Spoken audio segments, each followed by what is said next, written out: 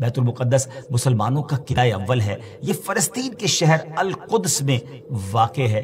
بعض نے اس شہر کو بھی بیت المقدس کہا ہے۔ اس میں کوئی شک نہیں کہ بیت المقدس یہودیوں، عیسائیوں اور مسلمانوں تینوں کے ریلیجن کے لیے مقدس مقام کی حیثیت رکھتا ہے۔ حکیم الامت مفتی احمد یار خان نعیمی رحمۃ اللہ تعالی لکھتے ہیں کہ چونکہ اس زمین میں حضرات انبیاء کے مزارات بہت ہیں، اس لیے اسے قدس کہا جاتا ہے۔ حضرت سیدنا سلیمان علیہ نبینا علیہ الصلوۃ والسلام کا مزار مبارک اور عالم اسلام کی مشہور و معروف مسجد اقصی بھی اسی شہر میں واقع ہے۔ رہی یہ بات کہ اس کا سنگ بنیاد کب رکھا گیا، کعبہ معظمہ کی بنیاد ڈالنے کے 40 سال بعد سیدنا آدم علیہ نبینا علیہ الصلوۃ والسلام یا ان کی اولاد میں سے کسی نے اس کی بنیاد ڈالی۔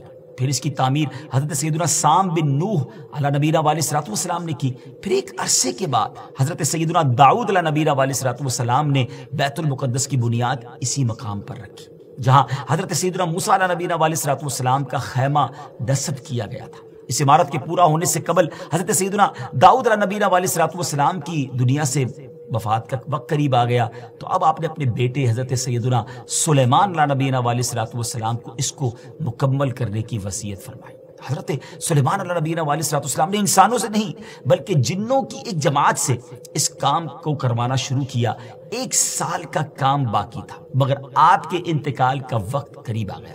آپ نے غسل فرمایا، نئے کپڑے پہنے، خوشبو لگائی اور اس طرح تشریف لائے کہ عصا پر ٹیک لگا کر کھڑے ہو گئے۔ ملک الموت حضرت اسرائیل علیہ الصلوۃ والسلام نے آپ کی روح اسی حالت میں، اسی عالم میں قبض کر لی۔ جب حضرت سلیمان علیہ الصلوۃ والسلام حیات تھے تو جنات کو رات کی رخصت بھی مل جاتی تھی، وہ دن میں کام کرتے تھے، حضرت سلیمان علیہ الصلوۃ والسلام بھی آرام کرنے چلے جاتے تھے، مگر آپ چونکہ اب کھڑے ہی تھے تو اب جنات کو دن رات راؤنڈ دا کلاک کام کرنا پڑ گیا۔ جیسے اس کی تعمیر کا وقت پورا ہونے لگا تو اللہ کی شان دیکھیں کہ آپ کے اس عصا کو، اس لکڑی کو دیمک نے کھایا اور آپ کا جسم زمین پر تشریف لایا۔ پھر لوگوں کو بھی پتہ چلا اور جنات کو بھی پتہ چلا کہ حضرت سلیمان علیہ الصلوۃ والسلام دنیا سے جا چکے ہیں۔ اس کی تعمیر کی تکمیل چونکہ حضرت سلیمان علیہ الصلوۃ والسلام کے زیر نگرانی ہونی تھی، اس لیے اس عمارت کو ہیکل سلیمانی بھی کہا جاتا ہے۔ حضرت سیدنا آدم علیہ الصلوۃ والسلام سے لے کر حضرت سیدنا موسیٰ علیہ نبینا علیہ الصلوۃ والسلام تک کعبہ یعنی بیت اللہ شریف ہی کعبہ رہا۔ پھر حضرت سیدنا موسیٰ علیہ نبینا علیہ الصلوۃ والسلام سے لے کر حضرت سیدنا عیسیٰ علیہ الصلوۃ والسلام تک بیت المقدس قبلہ رہا۔